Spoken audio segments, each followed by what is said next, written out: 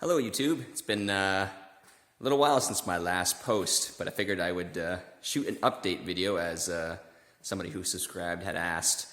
Reason for the delay? Moved. So this is the new shop at the house. Compressor, beer fridge. Yeah, good times. Lots of room to wrench. Anyway, Dakota. Made some major changes. So the last time I ran this truck, it was 13.69 in the quarter, and that was just basically 355s with a stock stall converter and the Edelbrock carb on there. Not too crazy.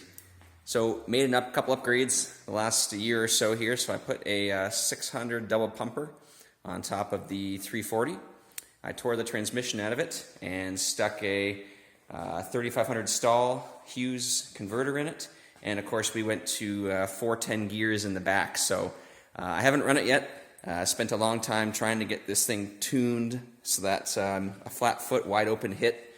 There was no bog. It takes a bit of time to get the bugs worked out with the Hollies, and right now I'm having a bit of a issue with my air fuel gauge and temp gauge, so that's what the wires there are for. But anyway, we're getting there. I'm hoping the truck will run in the 12s when we actually get it back on the track. But yeah, that's the update so far. I've been busy, and I guess with the move and all that, and then working on this here machine. It's winter now, New Year's Day actually. So hopefully we'll be back out on the spring and make some good hits. Anyway, that's the update. Talk to everybody later.